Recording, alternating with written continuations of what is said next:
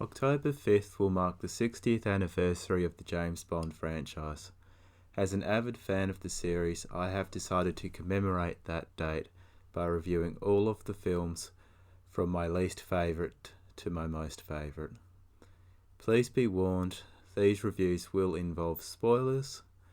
Also, I will be including the 1967 James Bond spoof Casino Royale and the unofficial 1983 Bond film Never Say Never Again in my rankings. Live and Let Die is the 8th official James Bond film. In it, James Bond must stop Dr. Kananga from monopolising the US drug market by distributing 2 tons of free heroin. Admittedly, Kananga's scheme isn't much to write home about. However, it is not the plot but the story of this film that is important.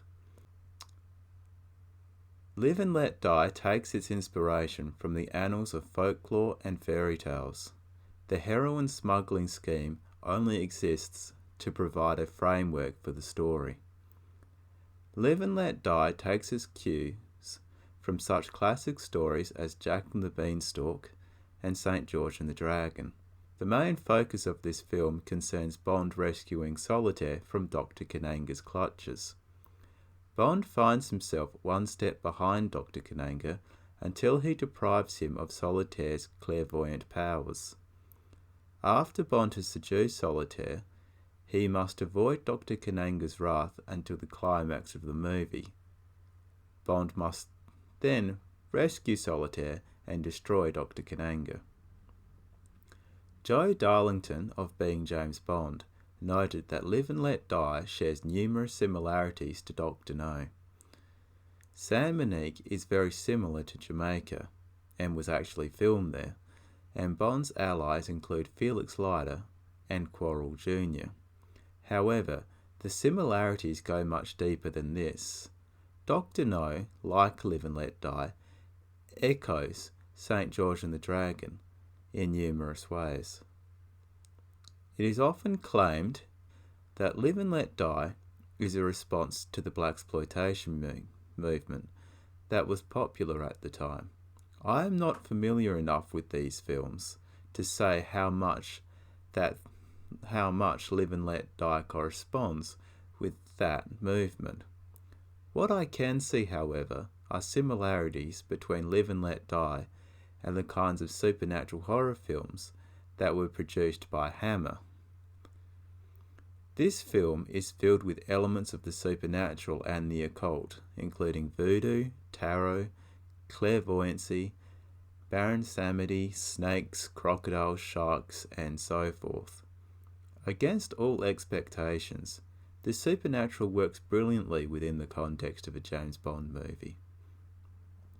Live and Let Die marks Roger Moore's debut as James Bond. Moore would play Bond in no less than 7 films across a 12-year period. In this film, James Bond is essentially a St. George-like character. Although I'll admit that The Spy Who Loved Me is the better film, I prefer Moore's portrayal of Bond in Live and Let Die than in that movie. Perhaps this is because Bond seems perfectly balanced in this film. On the one hand, Roger Moore brings his natural sense of charm, wit and elegance to Bond. In Moore's capable hands, we can easily believe that Bond could seduce Solitaire. On the other hand, however, James Bond can also be a bit of a scoundrel. Moore's Bond is a trickster figure, a character who is willing to disobey the normal rules of conventional behaviour. Take, as an example, Bond's seduction of Solitaire. Bond uses her belief in tarot to trick her into sleeping with him. Today, such conduct would be considered rape by fraud, and it is certainly a dishonourable thing to do. However, Bond does it because it is integral to the successful completion of his mission. Later, as Bond and Solitaire are fleeing San Monique, Bond refers to Solitaire as, quote, a very valuable piece of merchandise, end quote. Earlier in the movie, Bond pulls a gun on the double agent Rosie Carver. After she tells him that he couldn't kill a woman that he has made love to, Bond coldly retorts, "I certainly wouldn't have killed you before."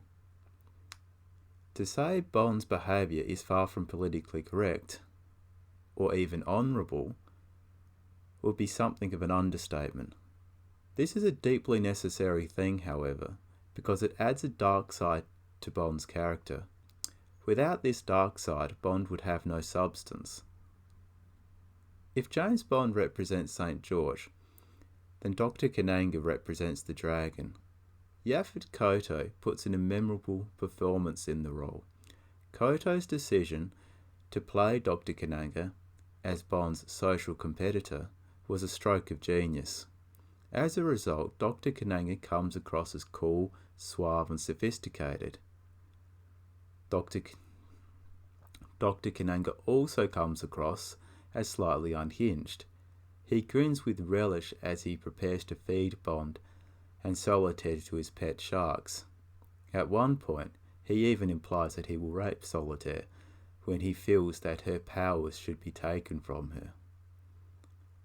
The one part of Dr. Kananga's character that doesn't really work is the idea of Dr. Kananga masquerading as Harlem crime boss Mr. Big. Fortunately, however, we hardly get to see Dr. Kananga in his disguise, so it doesn't serve as too much of a distraction. Solitaire, played by Jane Seymour, represents the damsel in distress. She's also the character who goes through the most development in this film. In fact, she is actually one of the best developed characters in the whole series. On the one hand, Solitaire is a flesh and blood human being capable of experiencing love, pain and death. On the other hand, Solitaire also exists on a spiritual plane.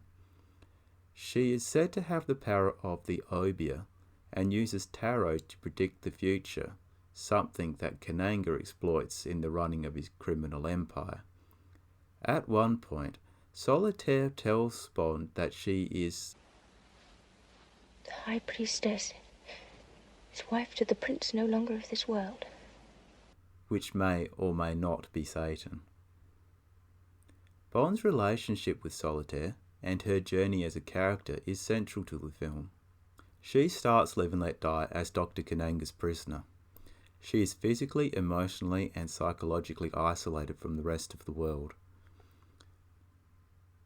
Solitaire loses her powers after being seduced by Bond and is forced to go on the run with him.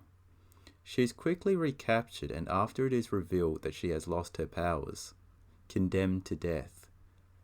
Bond rescues Solitaire, who is dressed symbolically in virginal white, and kills Dr. Kananga. By the end of Live and Let Die, it is obvious that Solitaire has become a woman in every sense of the word. With names like Tee-Hee and Whisper, the henchmen in Live and Let Die have a tendency to lean towards the cartoonish. There is an idiotic notion that this is a racist film because the villains in it are black.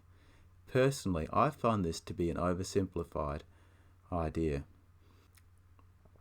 Firstly, as Tom Mankiewicz pointed out, James Bond is going to defeat the bad guys regardless of what race, creed or gender they are.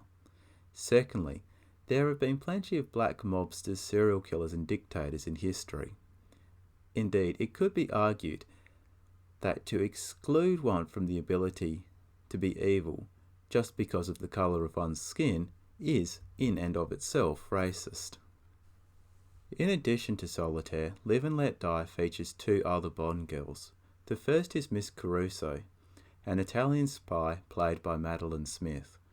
Although she is in the film for less than 5 minutes, I rank her and Diamonds Are Forever's Plenty O'Toole as the two most beautiful women in the Bond series. The second is the double agent Rosie Carver, played by Gloria Hendry. Interestingly, she is the first black woman Bond sleeps with. Rosie falls into the double agent archetype that is so popular with the spy genre. However, the filmmakers create a certain amount of incongruity with this archetype by giving Rosie a sympathetic edge.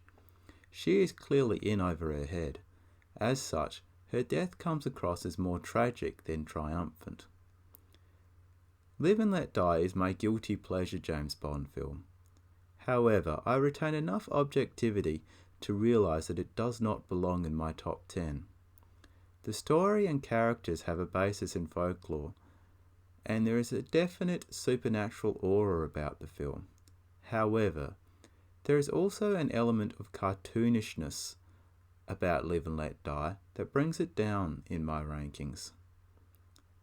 Nevertheless, it is a Bond film that I find myself frequently revisiting. My favourite part of Live and Let Die is Roger Moore's introduction as James Bond. Budding screenwriters should pay close attention to this scene, as it reveals how much one can achieve in a short amount of time.